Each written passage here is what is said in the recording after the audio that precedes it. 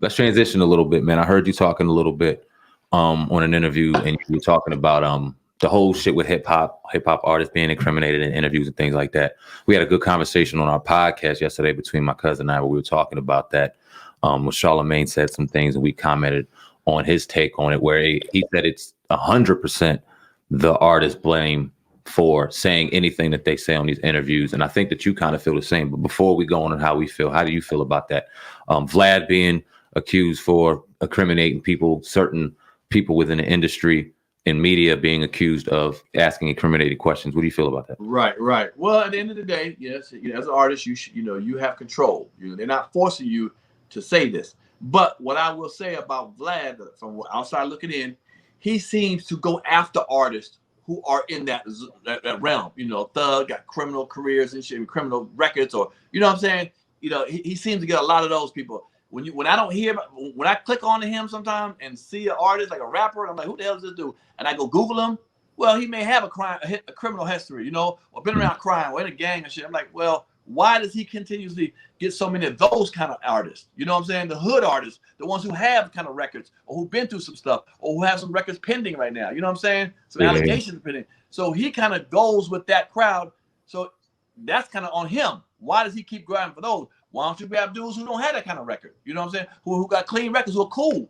Why don't you do that, Vlad? Opposed to that. Now, back to the thing I said before. Well, if he grabs you and you doing some illegal shit and you want to talk about it, bro, I mean, shit, why would you do that? It's also because people trying to have that image of, I'm a toughest nigga around. I'm a street nigga. Let me tell you everything about me being a street nigga.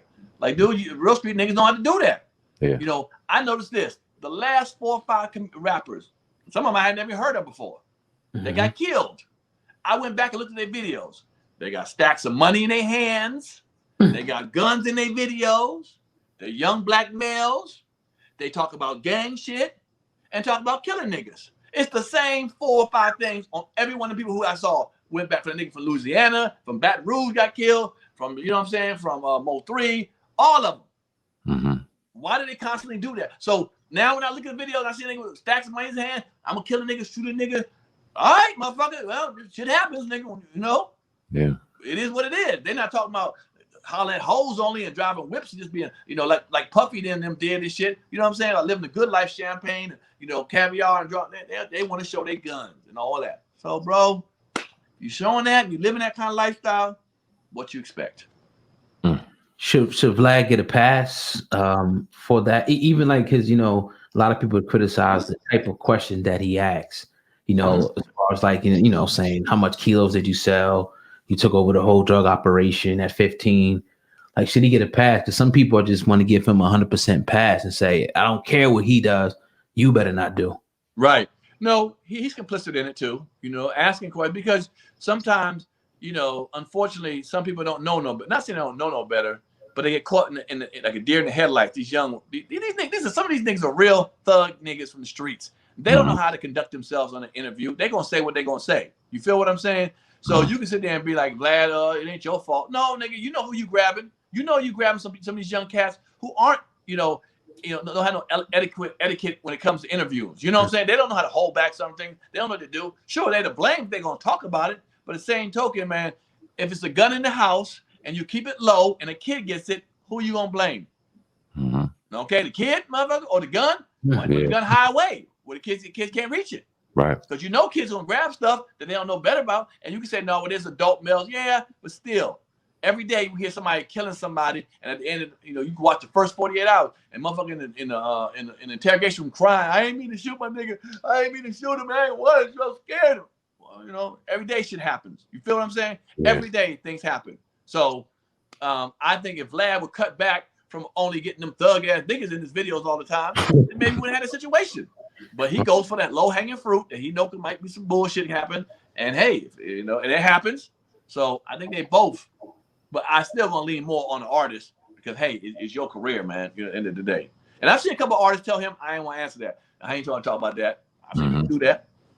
Yeah, you got to kind of keep that mantra. You anything you say can and will be used against you in a court of law, no matter if you're in front of the police or not. There it is. We talked about it yesterday, man. We had DeHaven on here a couple of times. Shout out to DeHaven, Jay-Z's former best friend. Jay-Z came at him on a lot of records. They got a long history we've had that brother on here, and we know Jay-Z's past. We'd be looked at crazy as hell if we ever talked to the Haven like, how many bricks did you and Hov really sell? Y'all went down there and did this and did that. Our culture will look at us and disown us like it was nothing. Yet other people. All right, I know what you're saying. Talk about culture vultures, man. What do you think about the culture vulture movement and that whole conversation? I know you've heard it. Right. People like Vlad, you talking about? Or people hell yeah. Like Yep. Basically pimping our culture. Yep. Well, yeah. I mean, we believe it or not, what that white man did to black people 400 years ago is still seeping. You know, we still feel like, you know, we haven't made it unless they like us. You know, I told somebody that one time. I don't like when a artist who's been making money with black people for their career all of a sudden gets on a white lick of some sort, whatever it is, get on a Justin Bieber record and blow up more, or be in a new TV show with white folks, and all of a sudden we start saying, "Oh, that nigga made it." That's being disingenuous to the people who have supported you for all the years before that, who kept you a car, a home, food. You made it with them. Once you do this thing for yourself, by yourself, and not have another day job, you made it. Now there's different levels of making it, but don't act like you didn't make it when you're, you know, when the black folks were supporting you only. So with that being said, our mentality thinks it's white is right. You know, white is right. So, you know, we don't mind if a white man has more numbers on social media outlets, we're gonna go over there to him. And the worst part about it, we'll go over there to him and do what we want to do with him and not maybe support people like yourself. Oh, you ain't got enough numbers, nigga. This mother got 4 million followers. I mean, I don't know what followers y'all got, but you get what I'm saying. They go over there and they want to spill their guts over there. And we accept the white man treating us fucked up by making us say shit that we ain't supposed to do. If you do the shit, it's like, oh, nigga, why you do the shit?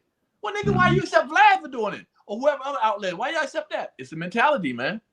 Yep, that's 100, man. I appreciate you laying that out there, man. Yeah, definitely agree. Could you speak on your relationship if you had any with Natalie Desselle Reed? I want to give a special shout out to our man Reese. You guys see what's going on below. You see SkioClothing.com. You may ask, what is that? That's our brother from the DMV. Shout out to Reese, man. Wear something meaningful, make a difference. Time to inspire others, uplift, congratulate, respect, motivate, encourage each other, be mindful, in line yourself with positivity. Take every negative and turn it into a positive. Skio represent show kindness, elevate each other. Great brother out of the DMV. You'll see some of his clothing on the podcast. You see the link below. Go check him out, man. Doing great things. And the clothing's dope. Oh, God, shit's dope. I can't wait to show you. Can't wait to get some of the stuff on here. We had some of his stuff laid out a little earlier on in the year. Go follow him now. SkioClothing.com. Yes, sir. With that being said, man, if you like this, man, smash the like button, share the video, do all that good stuff. That's your brother Sandman, Viral Hip Hop News. I'm your brother, Oh God. Hip Hop News Uncensored. Together we had a Hip Hop Uncensored podcast. Over and out. Peace.